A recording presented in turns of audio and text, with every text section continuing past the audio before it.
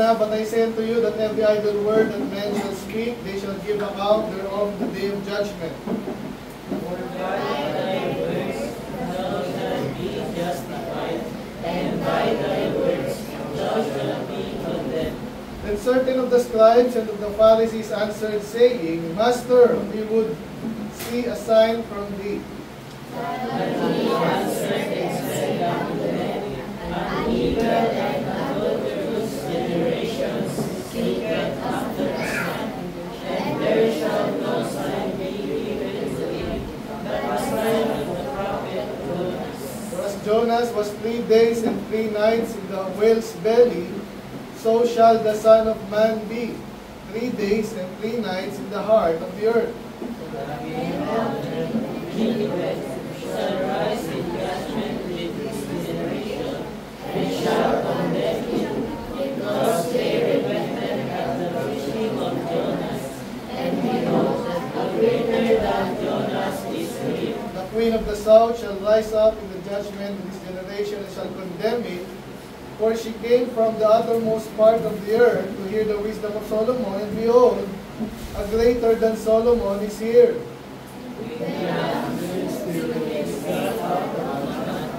He walketh through thy places, seeking rest and findeth none. Then he saith, I will return to my house, from whence I came out, and when he is come, he findeth empty, swept, and garnished. Then goeth he, and drinketh with himself sufficient others, Still is more wicked than himself, and they enter in and dwell there, and the last state of the man is worse than the first. Even so shall it be also unto this wicked generation. Okay, diyan muna tayo. Ang title natin ngayon ay ito, okay. An evil and adulterous generation seeketh after a sign. Okay. Let's pray muna, Lord. Maraming salamat sa inyong masalita. I pray na kayo po yung magpala, kayo po magturo sa amin, Panginoon. Kahit wala kaming sound system ngayon, kami po ay patubayan nyo, yung lingkod. Bawat isa dito, Lord, hingin po namin ang matalinuhan sa inyo. At kayo naman po magkaloob. Kayo po magpala sa bawat isa na nakikinig at inaalam, gustong alamin, malaman ang inyong kalooban. Bigyan na po kami ng linaw sa aming pangunawa, Panginoon. At kami pagpalain. Kailangan po, Lord, kaya malulati. In Jesus' name we pray. Amen. Makaka na po. Okay, good morning po sa lahat. Good morning! So ngayon ay nasa panglima na tayo sa Matthew chapter 12. No? So sinisiris natin. Ano ko yung dito, si Brother Jay, sasa na kayo? Exodus. Ganda yung kwento doon. Lahat ng ano sa Bible may aral yan. Okay, kaya nga salamat, nandito kayo. Kasi yung iba, sino dito para matuto ng salita ng Diyos? Taas kamay. Sino dito dahil wala kang magawa sa bahay? Okay, sana hindi, di ba? Okay, sino yung dito kasi pinilit kayo ng sino? Sana wala, okay? So, pero kaya importante pag-aaral salita ng Diyos. So, kailangan makinig. Kasi tulungan niyo ako ha, wala akong mic ngayon. So, tulungan niyo ako, wala na sana makulit. Pwede ba yun?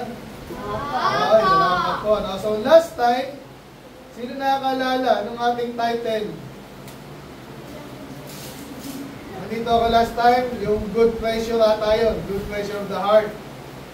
Okay, sabihin nun, pag nasa loob mo, mabuti. Mabuti rin yung lalabas. Pag sinabing treasure, parang iniipon niya, di ba? Tinatago. So pag pangit yung nakatago sa inyo, parang yung pag-meet ko rin naman sa inyo, di ba? Ito, mga kaibigan nyo dati si ano. So nakakalungkot yung nangyari kay Lance. Hindi ko alam kung ano nangyari talaga kasi di sinabi. Pero ang bali-balita, hindi maganda.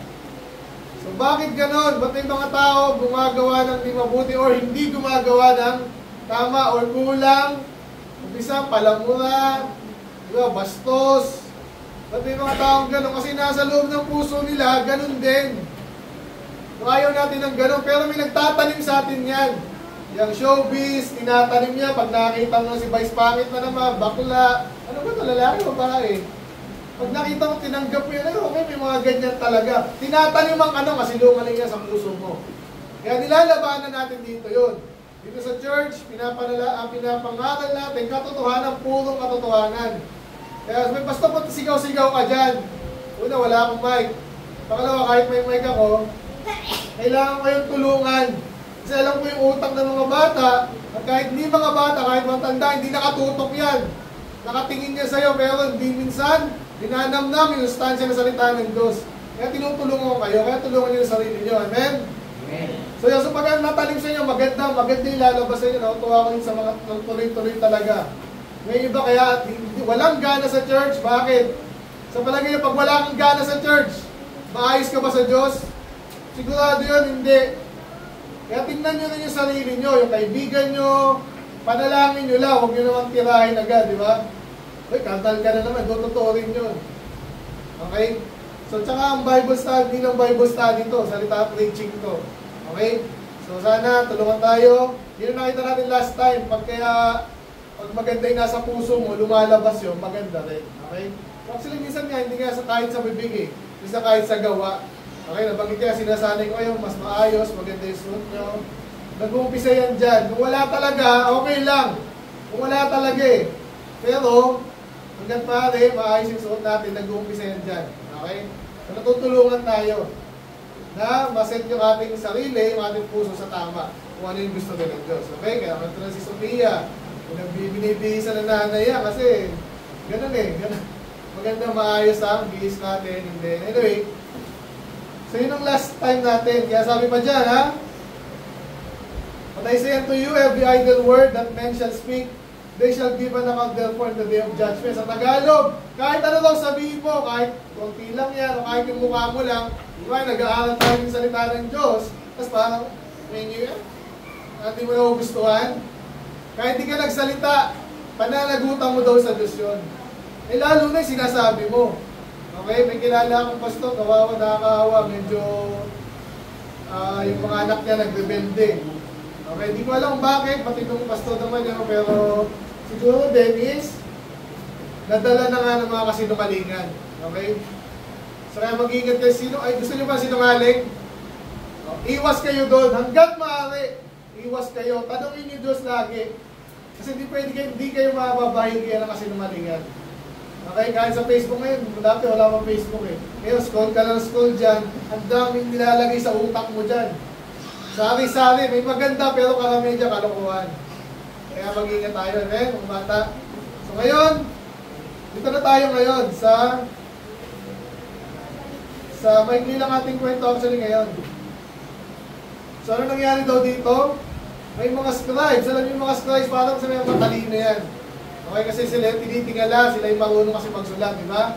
Napansin ko sa kanyo kanina, medyo mabagal pang magsulat eh. Magsulat, magbasa yung iba. Okay lang yan, ano nyo lang, tiyagain nyo lang. Pag parating nyo lang nakakanta, nababasa, paulit-ulit, matututunan nyo yan. Amen? Ganun naman yan eh. Lahat ng learning, ganun lang, paulit-ulit lang. So, okay, madi-discourage, kanta nyo yan, basahin nyo yan. Okay? Pero itong mga scribes, ito yung mga talino, kaya ngayon, ibang tao, hanga dyan. Kaso ang problema, sabi ni Jesus, aside of the scribes of Pharisee, saying, Master, we would see a sign from thee. Ito yung title nga pala natin ulit An evil and adulterous generation seeketh after a sign. Pag sinabing seeketh, naghahanap.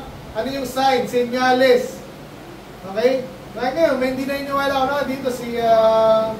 Sino pang bata dito? Kunwari Samantha, nainiwala sa Diyos, saka sa church, saka kay Pastor Ace, kunwari lang ha. Si Caitlyn, tama?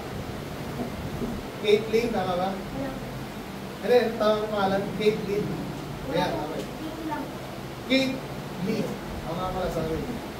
Caitlyn, kunwari lang si Caitlyn, hindi nainiwala. Samantha nainiwala.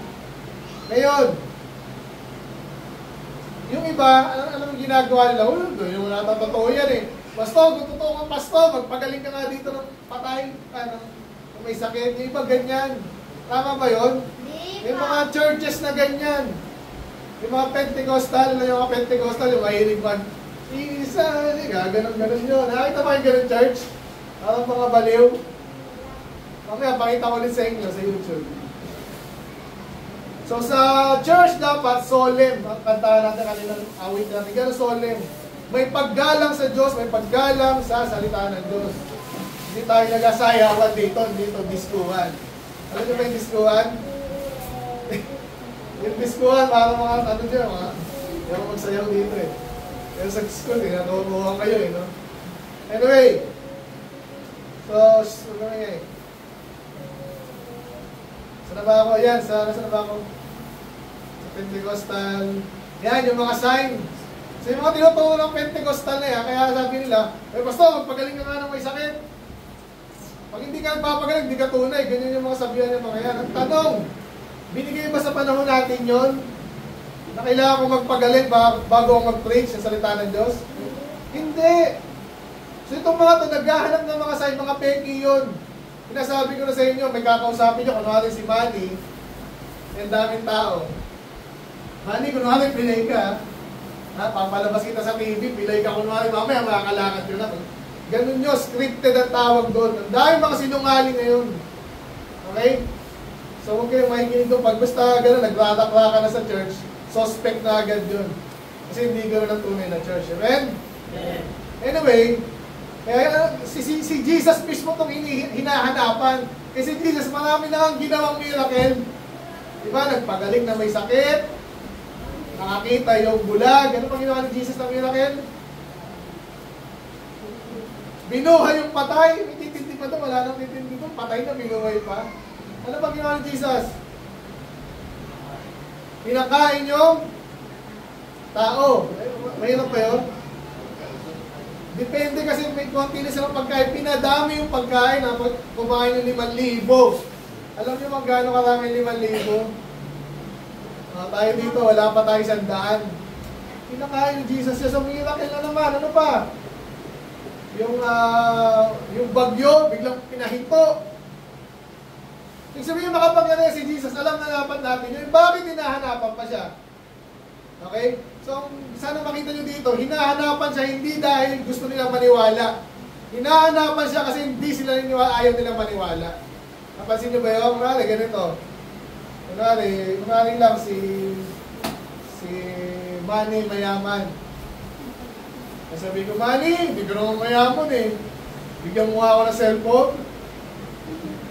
Hindi mo binigay cellphone, hindi ka mayaman. Tama ba yun? Hindi, di ba? Kasi siya yung mag-iisip, siya yung gagawin niya kung gusto niya yun. Hindi mo pwedeng mag-demand ka sa kanya. Natindihan niyo ba yun? Kaya ako na rin naman eh, saan ba ba? Mabait ka ba, Realin? Hindi ka mabait, libre mo nga ako ng ano ngayon. Libre mo ako ng pagkain, 1 linggo. Ayaw mo, hindi ka mabait. Tama ba yun? Ganun. So ganun ang ginagawa nila kay Jesus, mga loko-loko to. Kasi kilala na si Jesus, matino siya, wala silang masabi kay Jesus. Bakit naghahanap pa sila? Kasi nga, sinusubukan, inaasar nila si Jesus. Iwasan natin yung mga ganyan tao kasi sila rin. Okay. So may mga taong ganyan. Ako, lalo na ako, pastor ako, ang dami kong nakakaharap na ganyan. Kayo medyo ino-observe nyo pa lang yun. Hindi mo masyado na-encounter yan kasi bata pa kayo, iba sa inyo. Kala nyo lahat ng churches, pare-pareho, di ba? Pare-pareho ba lahat ng churches? Yun ang sinabi ni Pope, kailan lang? Kilala si Pope? Si Pope, patawag ko doon, si Pope. Lahat ng religion, patungo daw sa Diyos. Bakit nagkaroon pa ng iba-iba religion? Tsaka mali-mali nga yung tinuturo nila, paano may kilala yung Diyos? So, kasi mali na naman yun. Naintindihan? Okay. Kaya dapat dito, si Jesus yung hinahanap natin, hindi yung sarili natin, gusto mong i-demand eh, dapat Jesus, dapat lahat kami mayaman eh. Ay dapat lahat kami maputi, lahat kami straight ang buhok. Hindi ka pwede magsabi sa Diyos ng ganun. Okay? Ayun yung sabi ko dito, okay? So ngayon, kaya sabi ang title natin, ano sinabi ni Jesus?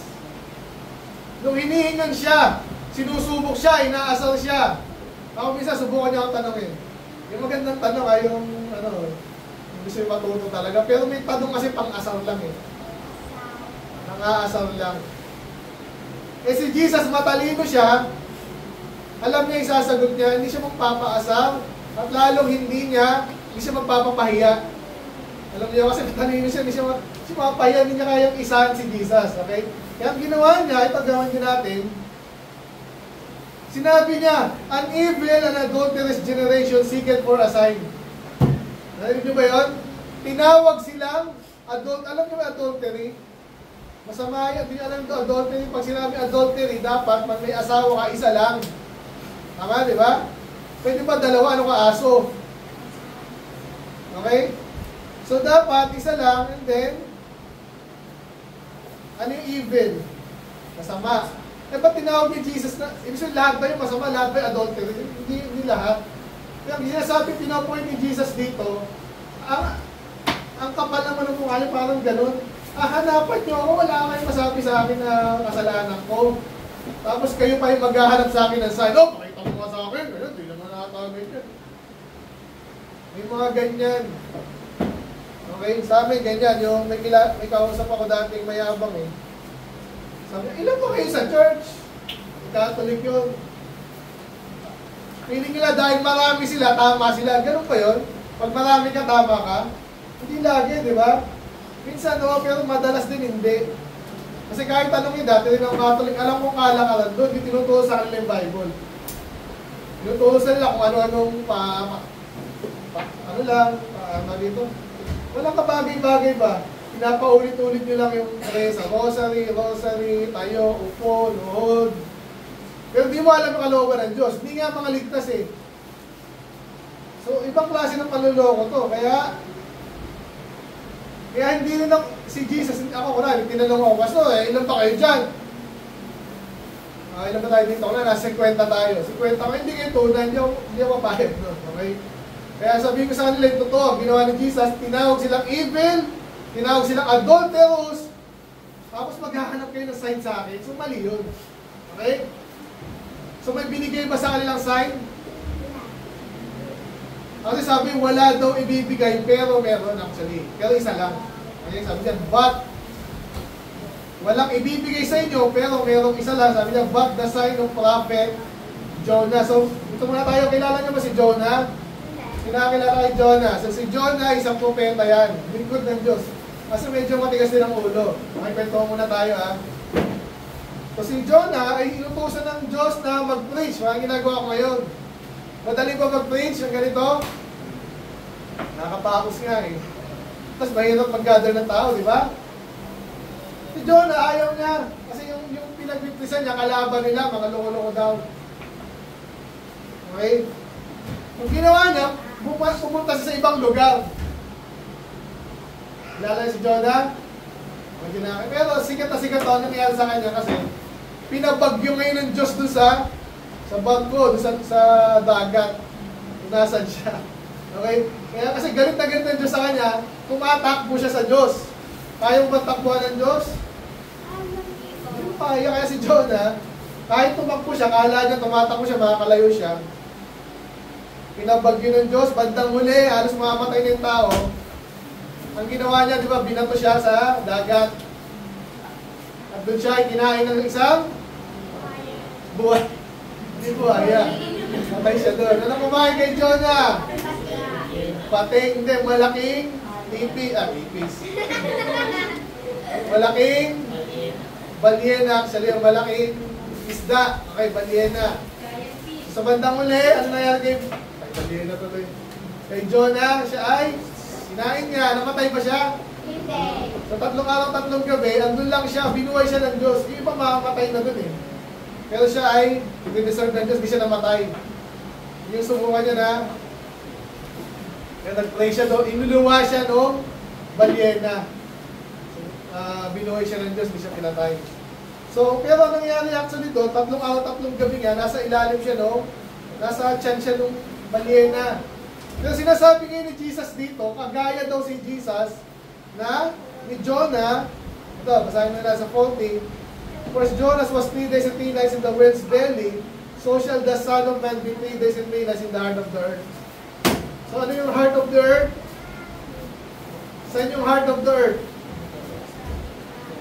Sa gitna. Pag heart, nasa gitna eh. Ano nasa gitna ng earth? Tectonic plate. May nanganginig ako kanina. Tectonic plate, nasa crust lang yan.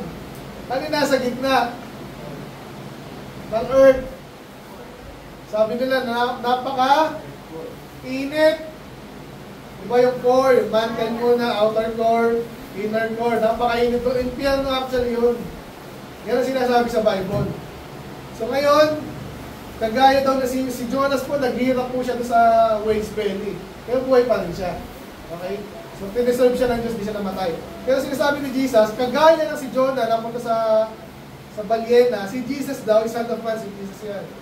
Siya naman ay mapupunta sa ilalim ng lupa. Ano yung meron sa ilalim ng lupa? Impyerno. Ito po sa Jesus. Kasi nga pinagbayaran niya kasalanan natin. Naalala niyo na, Yuning, kung ligtas na kayo, finish sa inyo yan. Dapat lahat tayo makasalanan, lahat tayo dapat sa impyerno. Eh mahal tayo ng Diyos. Paano yan? Eh dapat, lahat ng kasalanan sa impyerno talaga eh. Pero si Jesus yung nagbayad para sa atin. Para hindi natin kailangan pumunta doon. Ngayon, kung di mo tinanggap si Jesus, impyerno ka. Kaya pag tinanggap si Jesus, sabi niya, pangako niya, ililigtas ka niya doon. Hindi ka mapunta doon sa impyerno. Alam niya na, nalala niyo na. Okay. Sinasabi mismo ni Jesus dito, ganun siya. Siya yung napunta sa impyerno, sa halip na tayo. So, salamat kay Jesus. Amen? Amen.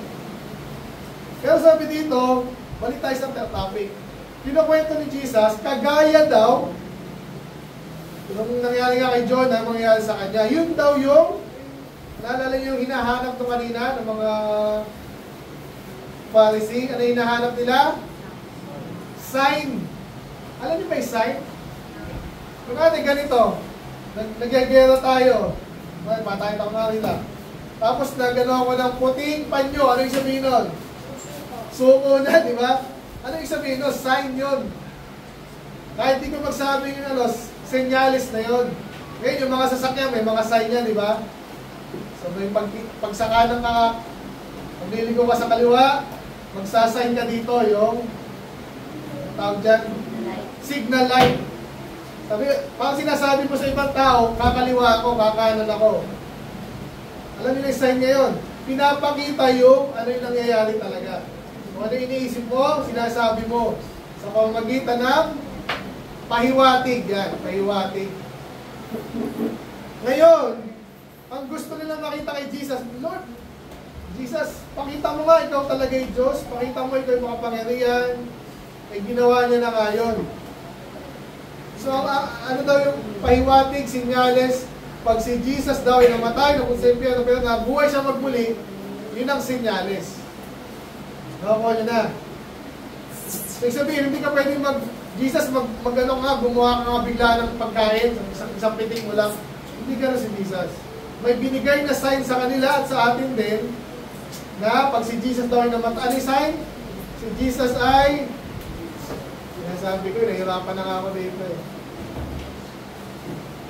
So ano daw yung sign? Para makilala nila, maniwala sila kay Jesus. Ano yung sign?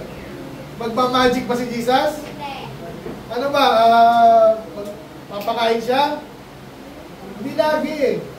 Yung pinaka-sign natin para sa lahat ng tao ay mamamatay si Jesus, mapunta sa impyerno, pero siya ay mabubuhay magmuli. Ano daw yung sign? Si Jesus ay mamamatay, nililibing, mapunta sa impyerno, pero siya ay mabubuhay magmuli. Yun ang sign. Totoo naman, di ba? Kasi lahat ng taong namatay, patay pa rin hanggang ngayon. Si Muhammad, patay pa rin. Si Muhammad, sino ba? Si Buddha, patay pa rin. Lahat ng tao patay. Pag namatay si David, patay. Nabuhay ba si David? Nasa langit yung kaluluwa niya, pero yung katawan niya nabulok na. Si Jesus, hindi siya nabulok. So, sabihin, kakaiba yun. Okay? So, pwede tayong maniwala sa taong to na siya ay Diyos kasi sinabi niya, ginawa niya, nangyari. Imposible yun. Yung tao-tao lang. Hindi mo kayang buhay yung patay. Pero si Jesus, binuhay niya sa sarili niya. Ngayon, naintindihan niyo na ano ulit yung sign? Si Jesus ay mamamatay, At lilibing at siya ay muling mabubuhay. So, ang tanong ngayon, ay tuloy ko muna to tuloy ko muna. Eh sabi dyan, the men of Nineveh, sino yung Nineveh, ay yung pinunta ni Jonah. Naniwala ba sila sa Diyos, yung pinunta ni Jonah? Kasi nung niluwa na si Jonah, nung balyena, nag-preach na siya. Naniwala ba yung mga taga Nineveh? Kung alam niyo yung kwento, yes, naniwala sila, natakot pa nga sila eh. Naniwala sila. Anong ginawa sa kanila ng Diyos? Dahil naniwala sila, hindi sila inubos, hindi sila pinatay. So kasi ganun yan ang Diyos. Pag naniwala ka sa Diyos, may mabuting mangyayari sa iyo. Okay? Pag hindi ka naniwala sa Diyos, may hindi mabuting man yung mangyayari sa iyo. Ganyan lagi ang konsepto dyan. Kaya ngayon ba, ini-invite natin sa church, yung iba ayaw, yung iba hindi nakikinig. Sa palagay nyo, may mabuting mangyayari sa iyo pag hindi kayo nakikinig. Pag gano'n yung iba, hindi nakikinig. Eh pag nakinig kayo sa Diyos, naniwala kayo, nag-pray pa kayo, pinaniwalaan nyo, narinig nyo, may mangyayari ba sa inyo mabuti? That's exactly nang nangyayari. Kaya, itong mga taga-Nineveh, nung una, ang gusto ng Diyos sa kanila, ubusin sila, patayin sila lahat. Pero naniwala sila sa Diyos, hindi nangyari. So okay, di ba? And then may isa pang tao, sabi niyo, the Queen of the South, itong reyna lang to. So pumunta yan kay Solomon, kilala niyo si Solomon? Kilala niyo ba si Solomon? Yung pinakamatalinong tao dati, ang ninuno yan ni Jesus. Okay? Hari siya. So binigyan siya ng Diyos ng talino. Sobrang talino niya. Lahat ng bagay alam niya. Paano nagkaroon ng ulan? Alam mo ba? Bakit araw? Yung araw, kailan mamatay ang araw? Alam mo ba? Anong ginagawa? Paano yung mga langgam? Paano nila nalalaman kung saan sila pupunta? Kukuha ng pagkain? Ba't di sila nauubos? Marunong, alam ni Solomon lahat yun, inaral niya. Okay? Paano gumagana yung cellphone? Alam mo ba? Yan. Gusto mo explain ko sa'yo? Ibang bagay, alam ni Jerickson niya. So may power, may kuryente, may mga chips, may mga electronics dyan. Ito, hindi ko alam, ba't di gumagana kayo? Nakanino yung ano?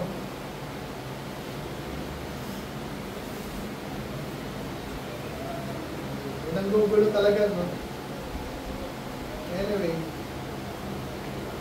Ito, nalalaman nyo pa kung paano gumagana remote, you know? Isang pindot, shoot! Alam nyo kung paano gumagana yan? Marami tayong bagay na hindi alam, di ba?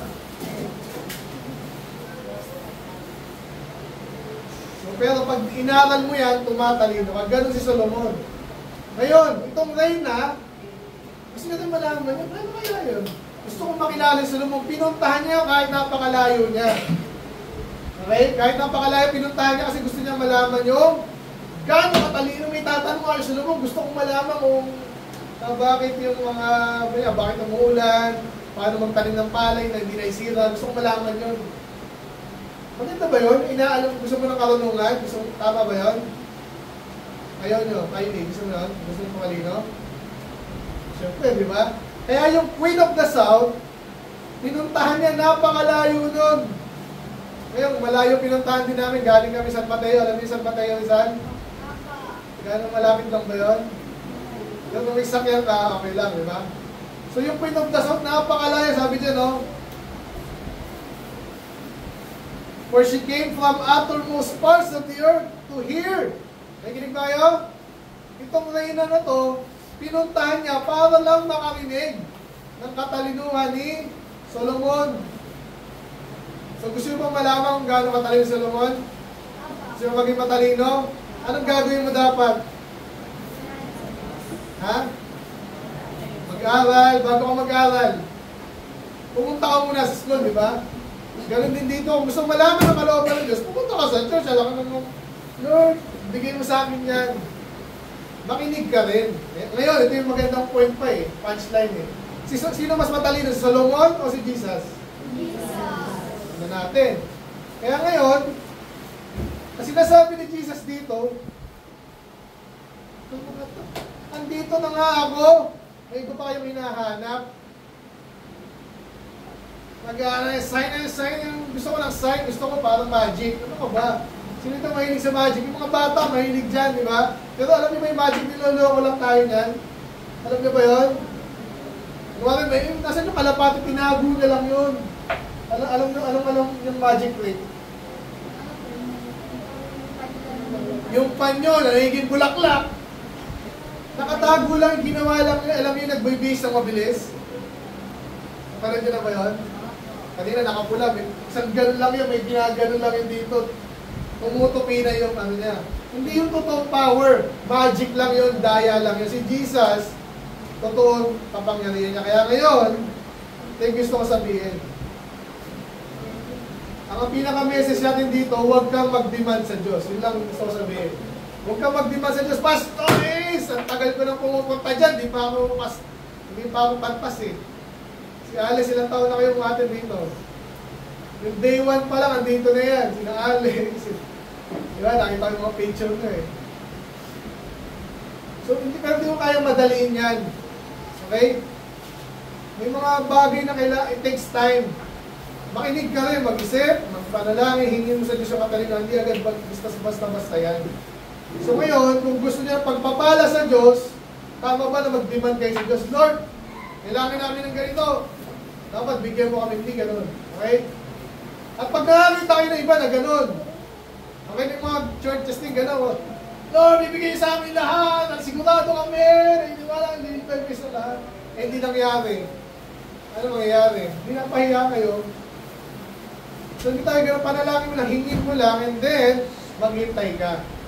Kasi kahit kanina, kunwari, si Manny, pautang isang piso, bilisan mo ha. Ano ba yun? Pahirami ka na nga eh, maghintay ka. So ganun tayo dapat sa Diyos, okay? So may dadamay lang ako ditong topic ha. Pagod na ako. Pero may sinabi pa dito after ito, sabi dyan,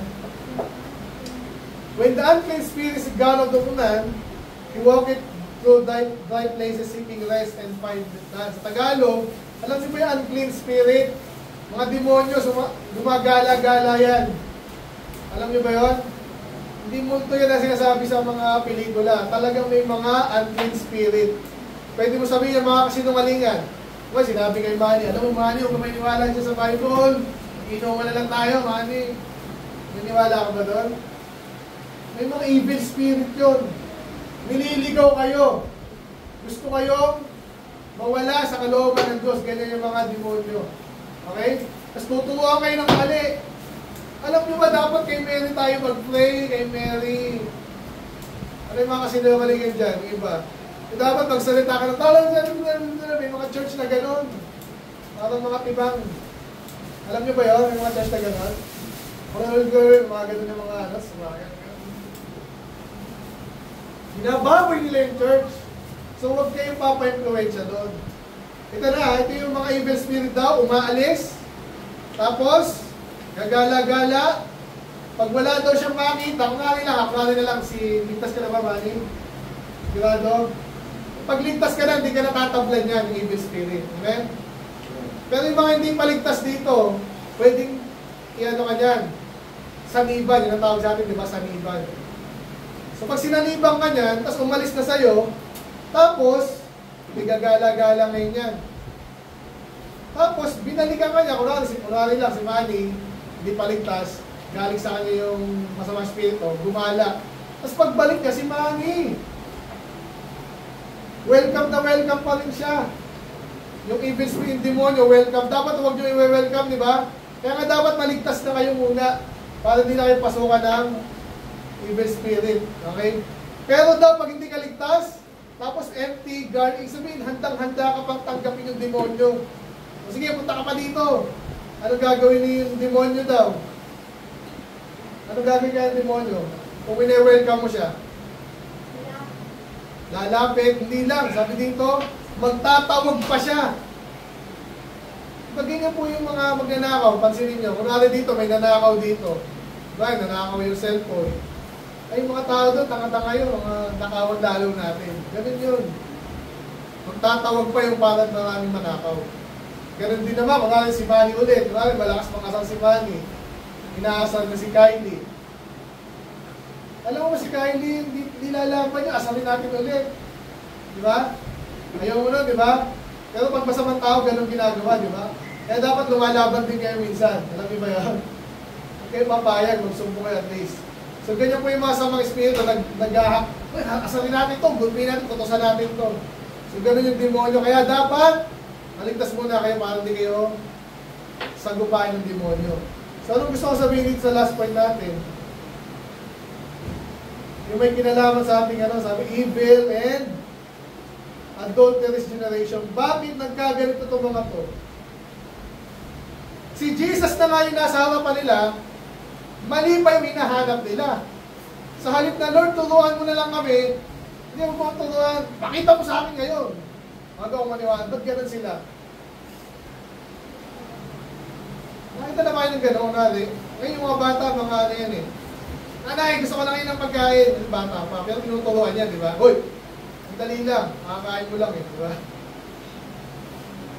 So, hindi tayo dapat mag-demand kay Jesus kasi tingnan na lang natin, observe and then makinig tayo kay Jesus. Okay?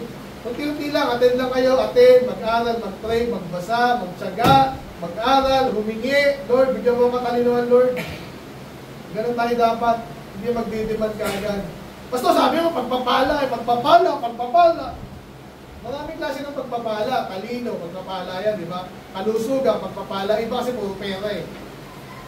Kaya pag hindi nangyari ng isang buwan niya, ayoko na dyan. Wala palang blessing dyan eh. So, mali yung ganun kaisipan. Okay? Dapat, huwag tayong mag-seek ng sign. Lalo na pag makasalanan ka pa. Okay, nakakaya sa Diyos, maling-mali yun. So, ano dapat natin gawin? Una, dapat di muna tayo matawag na adulterous and evil. Okay, para hindi nakakaya sa Diyos. Pag lumapit tayo, si Manny ulit, mabait naman. Si Manny, napakabait, mga Diyos, lumalapit sa Diyos, matalino pa, matyaga, masipag sa Diyos, sa gawain ng Diyos. So palagay niyo, pag lumapit siya sa Diyos, anong gagawin ng Diyos sa kanya? Papahindiin ba siya? Lord, gusto ko muna, ano gusto mo?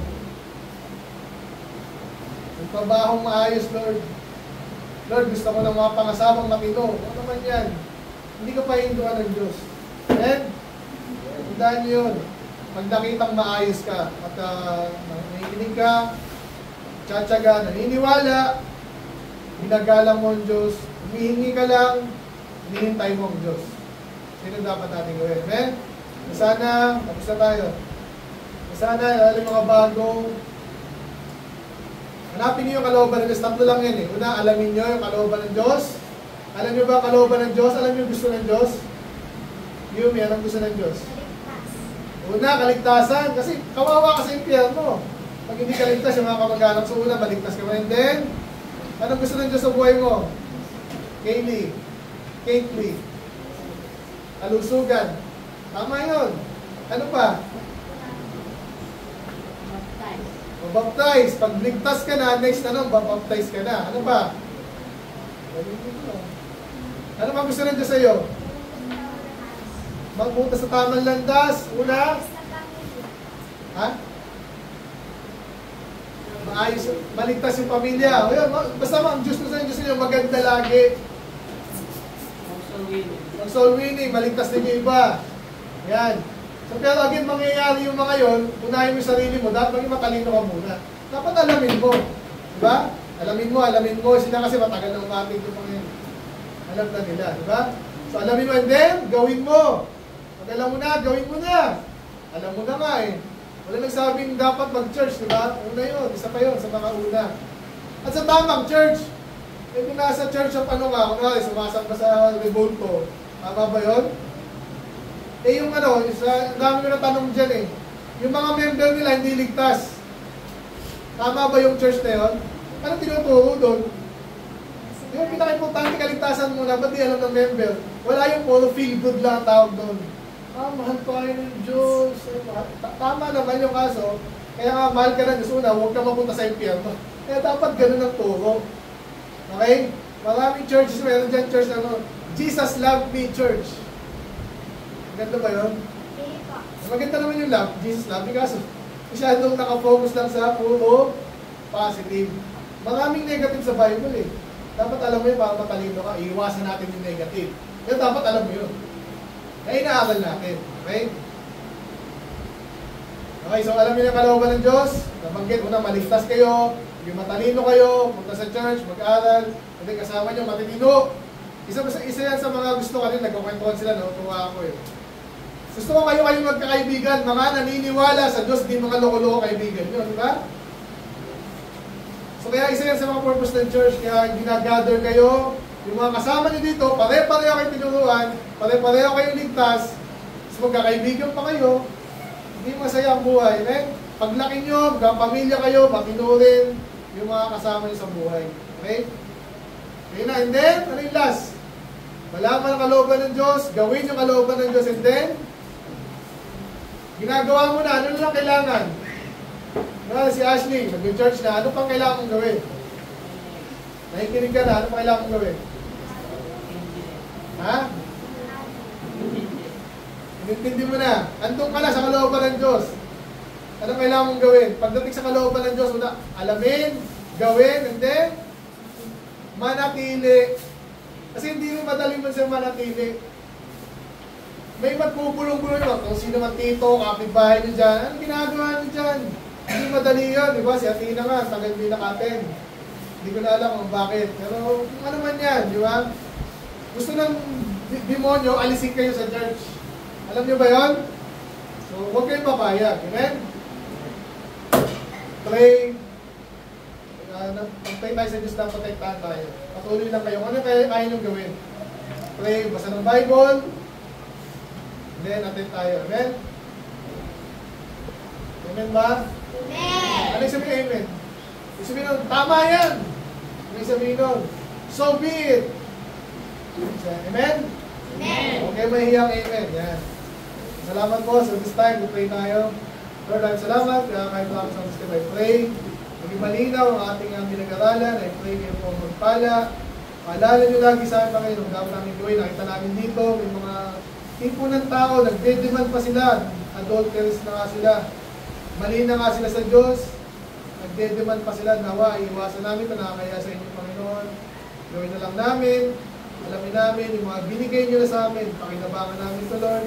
Magpasalamat dito. Gamitin ito, Lord. At again, manalangin sa bawat isa dito, Lord. Maligtas po hindi maligtas. Yung ligtas na. Maging mabuti na kami sa inyo, Panginoon. Sumunod. Manabagit kayo na, Panginoon. Alamin muna namin. Manatili sa inyo kalooban. Alam mo lang, kaya magbasbas. Nakakakainin ng konti. At ibang mag-stay pa. Ang mga lesson dito, Lord. Panginoon, may magbabay sa amin. Yung mga lingkod, Panginoon, magpalain dito. Jesus name we pray. Amen. Amen. Sa pagso tayo, tanong? Ha? Presentation, meron? Ayan. Okay. Kahit wala tayong ganito. Presentation ng mga ano?